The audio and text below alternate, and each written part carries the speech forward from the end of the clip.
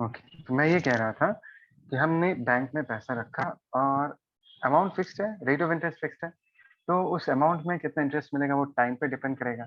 अगर मैंने पूछा कि इंटरेस्ट कितना है बताओ, तो तुम बोलोगे सर आप पहले ये बताओ कि टाइम कितने टाइम के लिए आपने उस पैसे को रखा है, right?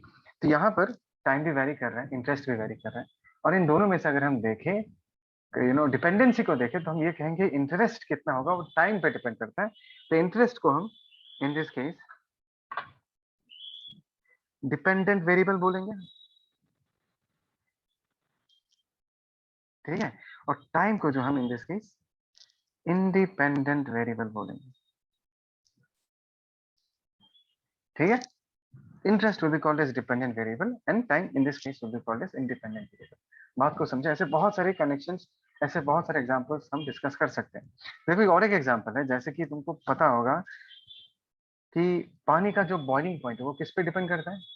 We know that water का बॉइलिंग पॉइंट 100 डिग्री सेल्सियस है, but this is at sea level, right? And we also know कि पानी का जो बॉइलिंग पॉइंट है वो बदल जाएगा if the elevation changes. Elevation मतलब height above the sea level. Yes और नो? क्या तुम लोगों को ये पता है या नहीं है, ये बताओ। Yes, sir. पता है ना? Yes, sir. Yes, sir. So what I am trying to say is that कि अगर एक मैं हिल मान लूं, ठीक है, this is a hill, sea level पे टेम्परेचर कितना है? 100 डिग्री सेल्सियस, राइट?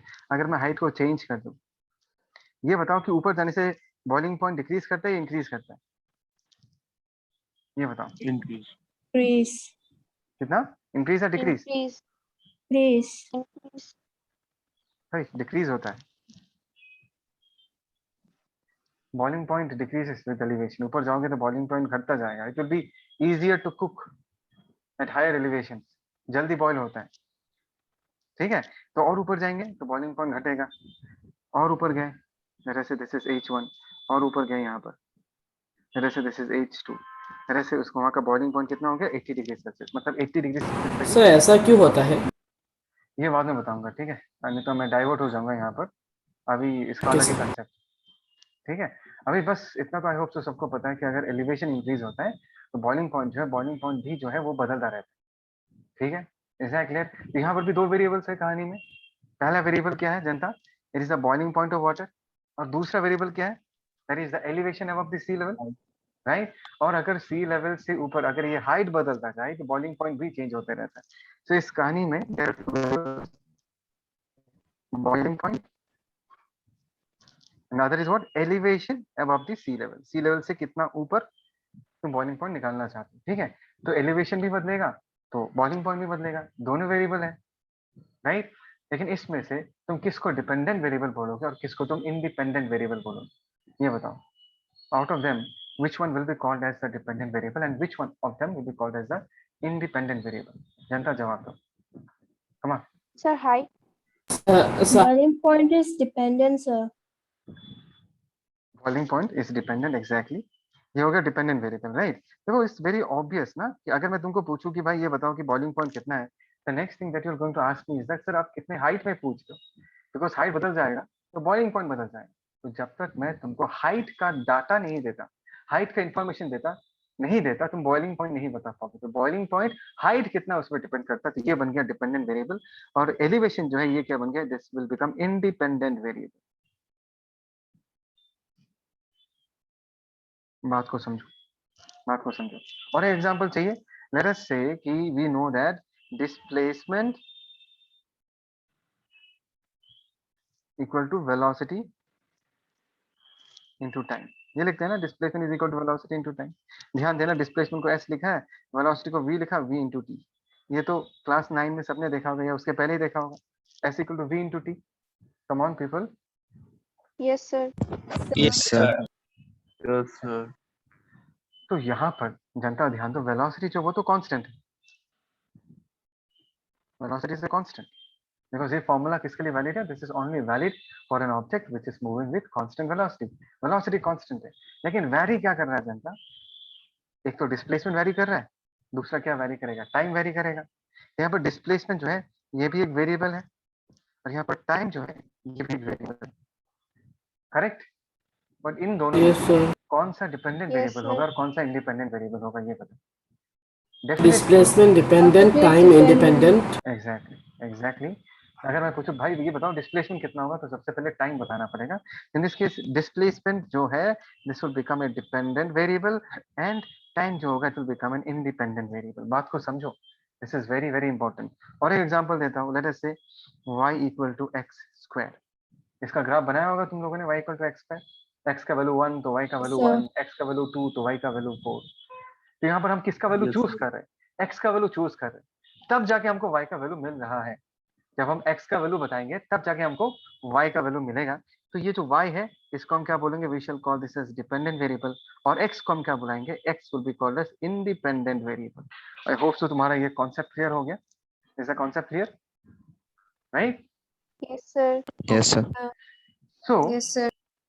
जो रिलेशन, जिस रिलेशन से हम एक इंडिपेंडेंट वेरिएबल को डिपेंडेंट वेरिएबल के साथ कनेक्ट करते हैं उसी रिलेशन को हम फंक्शन बुलाते हैं। क्या बोला मैंने, जिस रिलेशन से हम एक डिपेंडेंट वेरिएबल को इंडिपेंडेंट वेरिएबल के साथ रिलेट करते हैं, कनेक्ट करते हैं, उसको हम फंक्शन बुलाते हैं। जैसे कि जो है यहाँ पर देखो, ये इसको हम एक फंक्शन बुलाएंगे बिकॉज y जो है वो डिपेंडेंट वेरिएबल है, x इंडिपेंडेंट वेरिएबल है। और ये पूरा जो है तुमको एक इक्वलिटी दिख रही है, जो इक्वेशन दिख रहा है, ये इक्वेशन तुमको y और x का रिलेशन बता रहा है कि how is y dependent on x, y is nothing but square of x। ये डिपेंडेंसी तुमको ये इक्वेशन बता रहा है, तो इसी को हम फंक्शन बोलेंगे। Is that clear people, is that clear? यहाँ पर s जो है वो किस Yes, पे sir. डिपेंड कर रहा है, वो टाइम पे डिपेंड कर Yes, रहा sir. है, राइट? तो इसको हम क्या कहेंगे, this can be called as a function, this can be called as a function. इसको लेके मैं आगे और भी ज्यादा डिटेल्स में डिस्कस करूंगा। बोलो यहाँ तक सबको समझ में आया? Is that clear to all of you? Yes, sir. इसका एक Yes, स्क्रीनशॉट लो, Yes, sir. ठीक है, take a screenshot, then we move ahead. Sir हमारा अभी बेसिक मैथमेटिक्स स्टार्ट हो रहा है क्या सर? यस,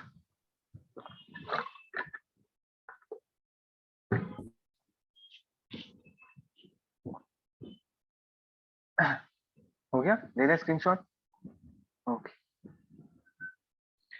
अभी ध्यान से देखना मैं क्या बोलना चाहता हूँ, लिसन वेरी वेरी केयरफुली। हाँ,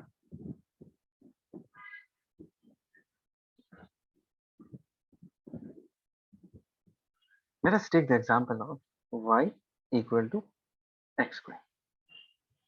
ठीक है, अभी y का वैल्यू कितना होगा, ध्यान देना, y का वैल्यू कितना होगा वो डिपेंड करेगा कि तुमने x का वैल्यू क्या चूज किया। इज दैट क्लियर, समझ में आया? तो Yes, अगर sir. तुमको फंक्शन को इमेजिन Yes, करना है, sir. फंक्शन को इमेजिन करना है, तो फंक्शन को तुम एक मशीन जैसा इमेजिन कर सकते हो। कैन इमेजिन फंक्शन, या फील लेना है फंक्शन को एक मशीन जैसा इमेजिन कर सकते हो। मशीन के अंदर हम क्या करेंगे, ध्यान से देखो, यहाँ पर मैंने मशीन बना के रखा है, ये जो ये हमारा मशीन है। मशीन को हम क्या करेंगे, मशीन को हम क्या करते हैं, हम रॉ मटेरियल फीड करते हैं। अगर एक मशीन क्या करते हैं, एक मशीन प्रोडक्ट बना के देता है ना? एक मशीन क्या करके देता है, मशीन एक प्रोडक्ट बना के देता है। लेकिन मशीन अगर प्रोडक्ट बनाएगा तो सबसे पहले मशीन को तुमको कुछ फीड करना पड़ेगा, रॉ मटेरियल फीड करना पड़ेगा।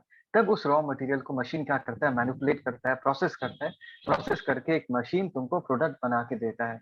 तो उसी तरीके से यहाँ पर समझना है, फंक्शन जो है उसको तुम एक मशीन जैसा इमेजिन कर, ठीक है? अभी मशीन को तुमने क्या खिलाया, ध्यान देना, यहाँ पर मशीन को तुमने एक्स खिलाया। यहाँ पर एक्स जो है इसको हम इनपुट बुलाते हैं। मतलब तुम इसको बोल सकते हो कि ये हमारे कहानी का raw material, raw material is not the official word. मैं बस तुमको फील देने के लिए कह रहा हूँ कि किसी मशीन को जो खाना खिलाना पड़ता है, जो रॉ मटेरियल खिलाना पड़ता है, इस कहानी में x is the raw material, तुमने एक्स को खिलाया, ठीक है? और यहाँ पर फंक्शन का डिपेंडेंसी कैसा है, ध्यान से देखो, अगर तुम एक्स खिलाओगे तो ये फंक्शन एक्स को क्या करेगा, स्क्वायर करेगा। क्या कहा मैंने, ये जो फंक्शन है, ये फंक्शन, ये जो मशीन है, ये एक्स को किस तरीके से प्रोसेस करेगा, ये एक्स का जो भी वैल्यू तुम पुट करोगे उस वैल्यू को स्क्वायर करेगा। स्क्वायर करने के बाद तुमको आउटपुट देगा। बोलो ये जो मैंने तुमको लॉजिक कहा, क्या ये तुमको समझ में आया? यहाँ पर हम क्या कर रहे हैं, यहाँ पर मैं इस इक्वेशन को, ये इक्वेशन है, इस मशीन के साथ कंपेयर कर रहा हूँ। जैसे कि अगर तुम मुझे पूछोगे सर y का वैल्यू कितना है, तो मैं बोलूंगा पहले x का वैल्यू बताओ। So when x is equal to 1, y का वैल्यू कितना है, 1। या when x is equal to 2, y का वैल्यू कितना है, 2 square, that is equal to 4। तो बात को समझो, हमने ये रिलेशन में क्या डाला है, हमने सबसे पहले 1 फीड किया, 1 फीड किया, तो इस फंक्शन ने क्या किया, 1 को प्रोसेस किया। किस तरीके से प्रोसेस किया, x स्क्वायर है, मतलब 1 को स्क्वायर किया गया, उसके बाद तुमको प्रोडक्ट दिया गया। यहाँ पर y क्या है, y हो गया तुम्हारा प्रोडक्ट। x खिलाया तुमने 1 खिलाया, तुमको मिला क्या? 1 मिला। जब तुमने x2 खिलाया तब तुमको प्रोडक्ट के फॉर्म में y मिला, और y का वैल्यू कितना है? 4। तो इस मशीन के साथ कंपेयर कर, ठीक है। इस मशीन में तुमने क्या खिलाया? x खिलाया। इस मशीन ने x को प्रोसेस किया, x पे एक फंक्शन परफॉर्म किया। जैसे कि अगर मैं इस एग्जांपल के साथ कंपेयर करूं, x को स्क्वायर किया जाता है, स्क्वायर करने के बाद जो वैल्यू निकलेगा that is given as a product, that is given as an output. बोलो ये समझ में आया या नहीं? Have you understood this story? Yes और no? Yes, sir. Yes, sir. Yes, sir. Yes, sir. So Yes, can I sir. say, ध्यान देना बहुत इंपॉर्टेंट है, can I say y is obtained after a function is performed on x?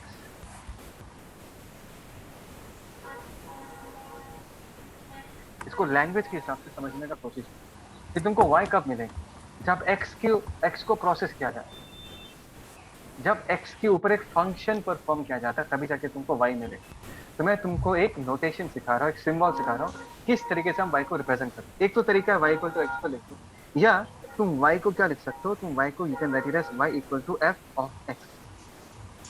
y को तुम क्या लिख सकते हो? y can be written as f of x, जिसको तुम क्या बोलोगे? It is called as function of x। और इसको तुम कैसे समझोगे? इसको तुम कैसे फील करोगे? फील करने का तरीका क्या है? तुम अपने आप को ये पूछो कि तुमको जो y मिल रहा है वो y कैसे मिल रहा है? y तुमको तब मिलेगा जब तुम x खिलाओगे और x के ऊपर एक फंक्शन किया जाए, x को प्रोसेस किया जाएगा, तब जाके तुमको y मिलेगा। So what is y? y is the product which is obtained after a function is performed on x. तो y equal to f of x ऐसे करके लिखा जाता है। f लिखो, ब्रैकेट लिखो, उसके अंदर x लिख दो। तो ब्रैकेट के अंदर जो चीज होता है, ध्यान देना, ब्रैकेट के अंदर जो चीज होता है वो होता है रॉ मटेरियल, वो होता है रॉ मटेरियल। बात को समझो। और y क्या है? y in this case तुमको जो प्रोडक्ट मिलेगा, and this is how we can write it, y equal to f of x। बोलो ये समझ में आया? Is this clear? Yes, sir. Yes, sir. Yes, पक्का? sir. ये लैंग्वेज Yes, sir. समझ में आया? ये लैंग्वेज सबको समझ Yes, में sir. आया? Sure? Yes, sir. Yes. Yes.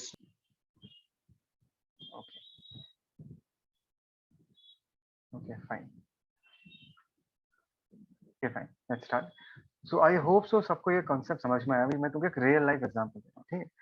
हमने थोड़ी देर पहले displacement is equal to velocity into time लिखा था ना, s equal to v into t। यहाँ पर मैंने वेलोसिटी को कांस्टेंट माना, ठीक है। तो कहना इससे यहाँ पर t जो है ये हमारा इनपुट है, टाइम पुट करोगे, एंड आउटपुट के फॉर्म में तुमको क्या मिलेगा? डिस्प्लेसमेंट। जनता जवाब दो। कहना इसे displacement is the output in this case and time is the input in this case. जनता जवाब दो। कम on people. Yes, sir. So Yes, sir. अगर तुमको ये समझ में आया Yes, sir. तो इसको मैं कैसे लिख सकता हूँ? ध्यान से देखो। अगर मैं फंक्शन के सिंबल में लिखना चाहूँ तो सबसे पहले s लिखूंगा, फिर ऐसा ब्रैकेट डालूंगा। अभी बोलो s जो कि डिस्प्लेसमेंट है वो कौन से वेरिएबल पे डिपेंड करता है? Tell me the name of that variable. T. s किस पे डिपेंड करता है? Yes exactly. तो मैंने यहाँ पर T. ऐसे t लिख दिया। T. आई थिंक सो तुमको फील आ रहा है। जिस पे डिपेंड करेगा उसको t लिख दो, and that is equal to v into t. तुम ऐसे करके भी लिख सकते हो।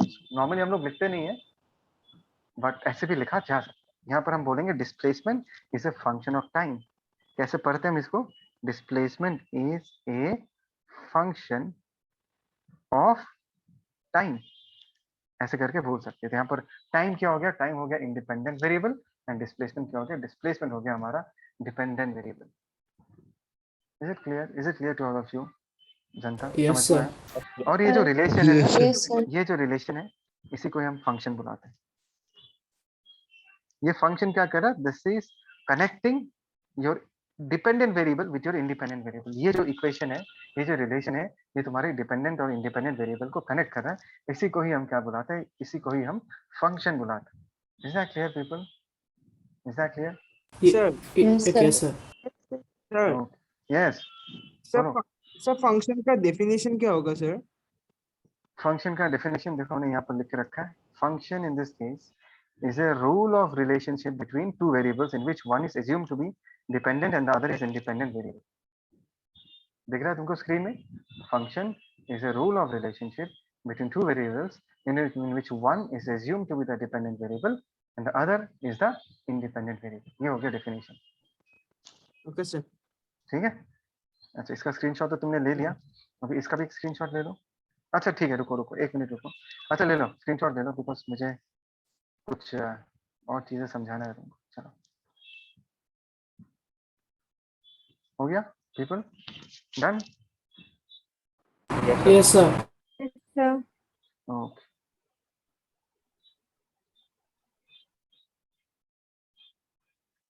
Just minute.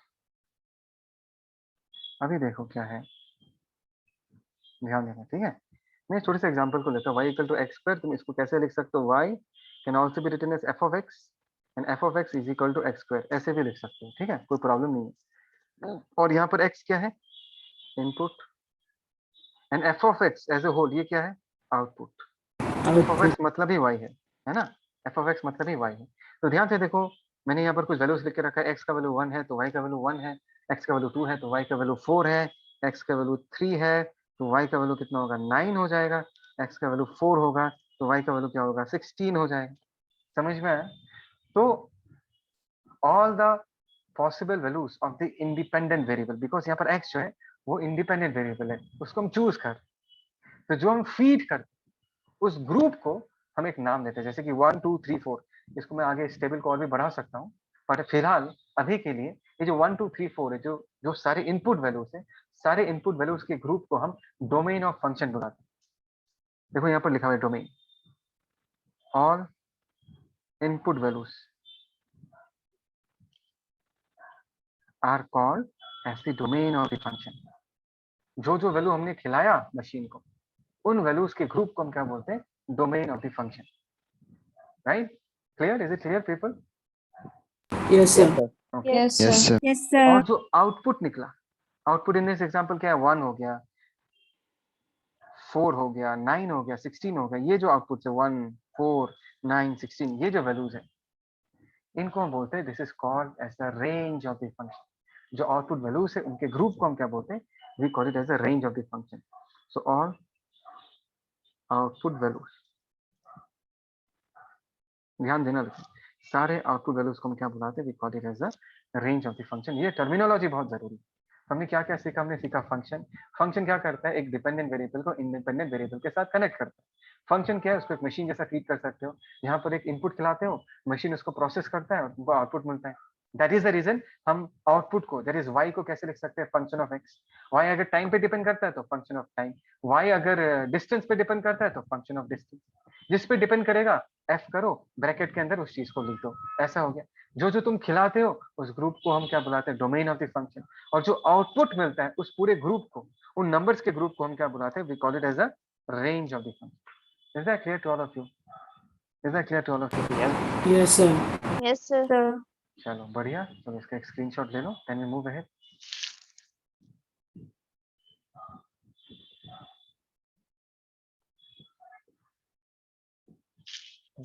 चलो अभी इस एग्जांपल को देख, ठीक है, ये क्या लिखा? Sir, यस बोलो। sir, is this domain in range same to the domain in range that we get in the chapter relations and functions? Yes yes, it is exactly same, वही चीज, वही चीज, Okay, sir. ठीक है। अच्छा, जैसे कि इस कहानी को और थोड़ा सा आगे बढ़ाते हैं। जैसे कि अगर मैंने तुमको पूछा ये सर्कल दिख रहा है, इस सर्कल का एरिया कितना होगा, हाँ, I asked all of you circle का एरिया कितना है। तो वी ऑल नो कि एरिया ऑफ ए सर्कल का जो फॉर्मूला होता है that is pi into r square, area. ध्यान देना, दैट मीन्स अगर तुम एरिया पूछोगे तो मुझे सबसे पहले तुमको रेडियस का वैल्यू बताना पड़ेगा। मतलब इस कहानी में रेडियस जो है वो हो गया इनपुट, या इसको मैं क्या बुला सकता हूँ, इसको मैं इंडिपेंडेंट वेरिएबल बुला सकता हूँ। और एरिया जो है वो हो गया आउटपुट, ध्यान देना। और इसको हम क्या बुला सकते हैं, इसको हम डिपेंडेंट वेरिएबल बुला सकते हैं। अगर तुम इसको फंक्शन के फॉर्म में लिखना चाहो, इसी a equal to pi r square को फंक्शन के फॉर्म में लिखना चाहो, तो I can say area is nothing but function of r. देखो एक बात बता के रखता हूँ, अगर तुम चाहते हो तो तुम सिंबल चेंज कर सकते हो, एफ लिखना जरूरी नहीं है, यू कैन से ए या ए ब्रैकेट आर, इस तरीके से भी लिखा जा सकता है। ये जो हमने यहाँ पर एक बार एफ यूज किया, इस बार मैं ए यूज कर रहा हूँ, इसका कोई हार्ड एंड फास्ट रूल नहीं है, तुम कोई भी लेटर यहाँ पर यूज कर सकते हो। एज बिकॉज मैंने यहाँ पर, एक मिनट, मेरा किसी का माइक ऑन है यार, वो ऑफ करो, ठीक है। यहाँ पर जो एरिया है, area in this case is a function of r, और उसको मैं फंक्शन के फॉर्म में सिंबल में अगर रिप्रेजेंट करना चाहूँ तो ये ब्रैकेट आर लिख सकता हूँ। इक्वल टू हम क्या लिख सकते हैं, ध्यान देना जनता, इक्वल टू हम लिख सकते हैं that is equal to pi r square. बोलो यहाँ तक समझ में आया? Did you understand this term? Come on people. Yes, sir. Yes, sir. Yes, sir. मैंने यहाँ पर लिख के रखा है, देखो ध्यान से। अगर r का वैल्यू 1 है तो a का वैल्यू पाई है, r का वैल्यू 2 है तो a का वैल्यू 4 पाई है, r का वैल्यू 3 है तो a का वैल्यू 9 पाई है। तो यहाँ पर 1 2 3 इनको हम क्या बुलाएंगे, we shall call them as the domain of the function. यहाँ पर जो 1 2 3 जो ग्रुप है इसको हम क्या बुलाएंगे, we shall call this group as the domain of the function.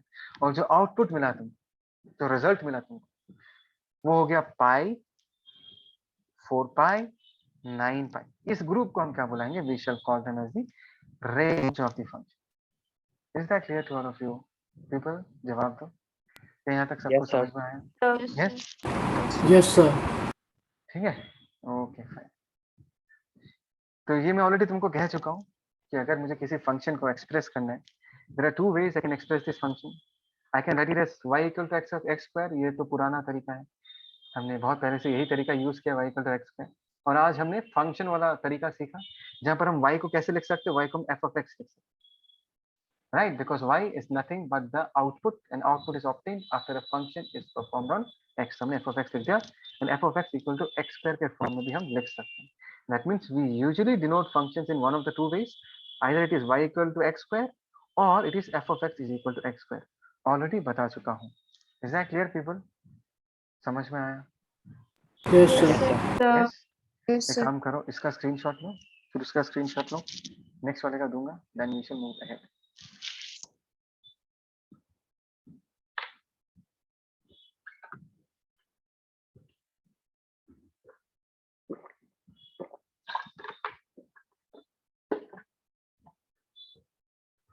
करते हैं, लेट्स मूव अहेड। इसको देख, छोटा सा क्वेश्चन है, नथिंग न्यू, सबको पता है।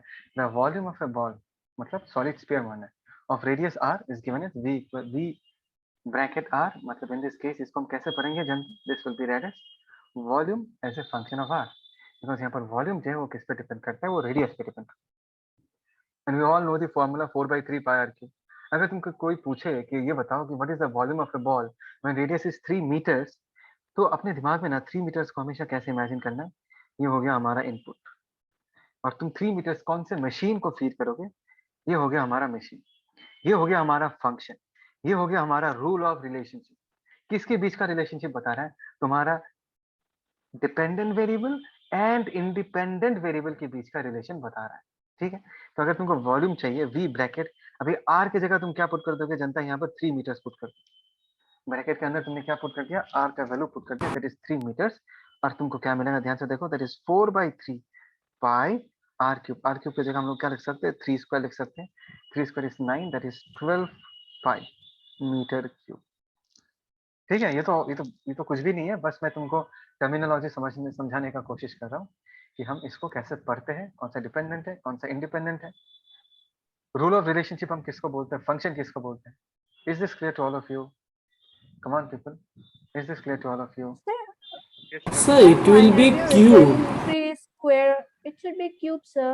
ओहो सॉरी यार, I am really sorry, it will be cube, 4/3 pi r cube, तो 3 स्क्वायर मतलब 9 4 36 पाई मीटर क्यूब। ठीक है ना, 36 pi metre cube. Yes, sir. Okay okay great, आगे बढ़े, लेट्स मूव अहेड।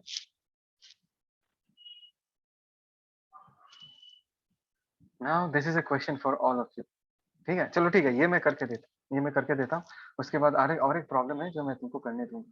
ठीक है, ध्यान से देखो, सपोज द फंक्शन f, अभी हमने कैपिटल F से फंक्शन को रिप्रेजेंट किया, is defined for all real numbers. That means is defined for all real numbers का मतलब क्या है कि तुम जितने सारे रियल नंबर्स हैं इसको फीड करोगे, इस फंक्शन को फीड करोगे, तुमको कुछ ना कुछ आउटपुट मिलेगा।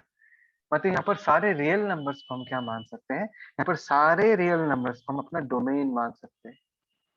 तो डोमेन क्या होता है, domain is the group of all those values which are fed as input to the machine called as function.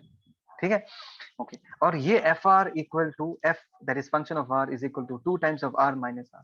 r minus 1। ये क्या है? ये हमारा हो गया फंक्शन। ये क्या करता है? ये हमारे आउटपुट को इनपुट के साथ कनेक्ट करता है। यहाँ पर ये हो गया आउटपुट और r क्या हो गया? r हो गया यहाँ पर इनपुट। ठीक है, और तुमको यहाँ पर क्या पूछा है? Evaluate the values of f at the input value 0 to x, x plus 2 f of 2। ध्यान से देखना, बोला अगर मैं इस फंक्शन को 0 खिलाता हूँ तो कितना आउटपुट आएगा, 2 खिलाता हूँ तो कितना आएगा, x plus 2 खिलाता हूँ तो कितना आएगा, f of 2 खिलाता हूँ तो कितना आएगा। Is question to all of you clear? Question clear है जनता? Yes, sir. Yes, sir. Yes, sir. इसको करें, इसको करें। तो लेट्स स्टार्ट सॉल्विंग दिस। सबसे पहले हम फंक्शन लिखते थे। फंक्शन क्या है? फंक्शन r पे डिपेंड करता है और इसको हम कैसे लेंगे? 2 times of r minus 1। And I hope सो सबको दिख रहा है कि आउटपुट कौन सा है, इनपुट कौन सा है। छोटा r is the input and capital F is the output in this case. ठीक है, ओके। अभी सबसे पहला इनपुट वैल्यू क्या है जनता? इनपुट मतलब ये वैल्यू किसका है भाई? ये r का वैल्यू है। तो r की जगह सबसे पहले हमने 0 पुट कर दिया, तो हमको क्या मिलेगा? 2 टाइम्स ऑफ r की जगह 0 पुट कर दिया माइनस 1। ये कितना हो जाएगा जनता? This is minus f of 0 का वैल्यू ये हो गया। Very very simple. अभी तुमको पूछा कि भाई इनपुट वैल्यू जनता क्या है? इनपुट वैल्यू 2 है, तो हमने 2 पुट कर दिया, तो हमको क्या मिलेगा? 2 times of 2 minus 1। 2 minus 1 is 1, 2 1 2, ये 2 हो गया। ठीक है, फिर से बोला कि इनपुट वैल्यू जनता क्या है? x plus 2। कंफ्यूज मत होना, डरो मत इसको देख के।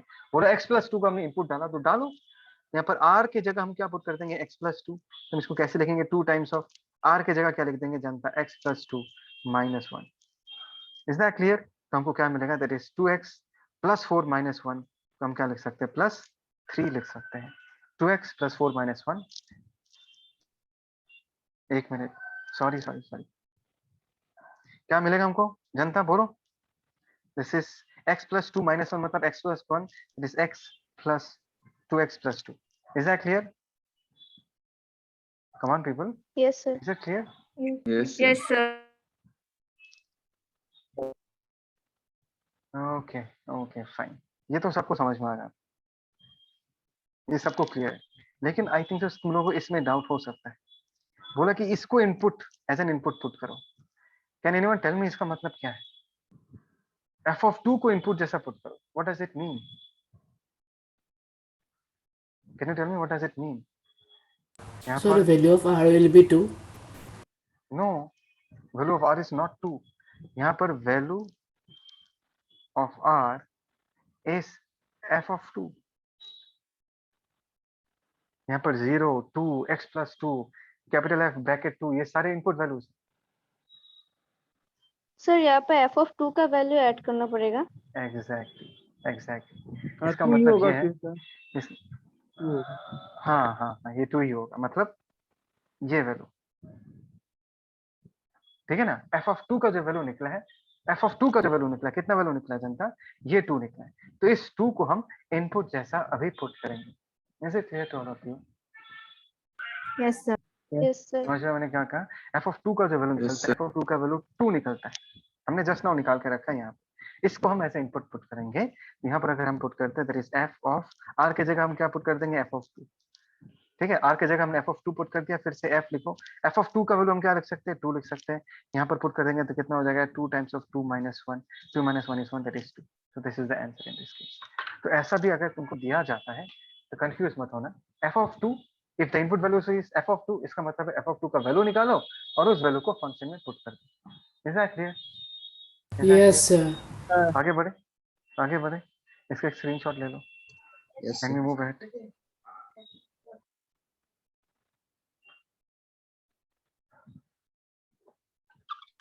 सर हम्म सर आपने तो सर डोमेन तो बता दिया सर, लेकिन को डोमेन क्या है सर? अभी अभी नहीं चाहिए कोडोमेन। हमको, at this point of time हमको नहीं चाहिए। डोमेन कोडोमेन इसका जो ये करके बताओ अभी, चलो जल्दी से।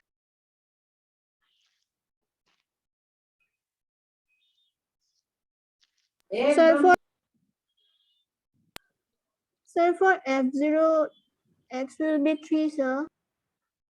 अब पूछ हुए ये तो कर कर कंप्लीट कर। You have to finish it and give me the final answer. Sir, yes, sir, f0 equal to 3. Yes, f0 is equal F1 to 3. equal to f1 equal to F1 equal to 4. wrong. ध्यान से देखो, ध्यान से देखो. अच्छा, okay, yeah, you're correct.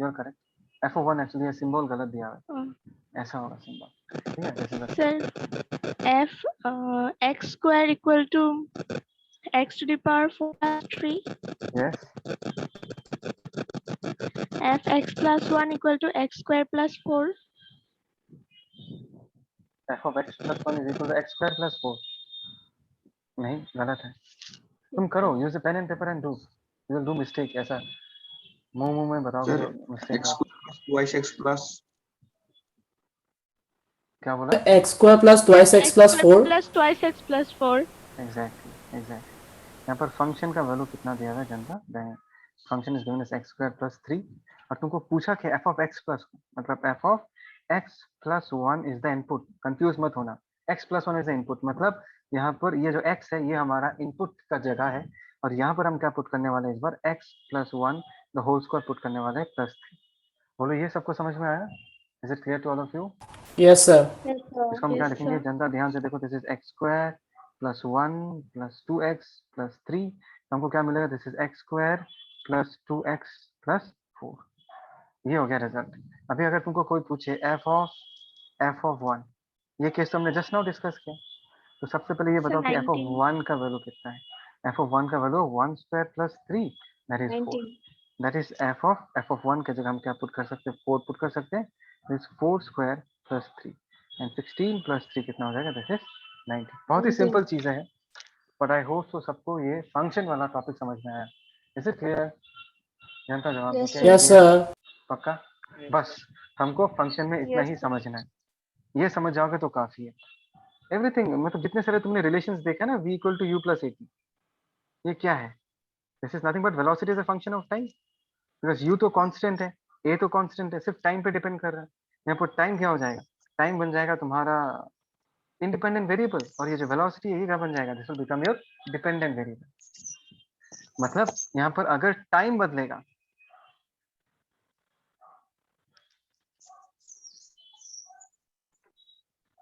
तो v भी बदलेगा. यस पीपल, अगर टाइम बदलेगा तो Yes, v भी sir. बदलेगा. समझ में आया सबको? Yes, is it correct? yes sir. Yes, पक्का? sir. पक्का? Okay. Will you give another meeting? Yes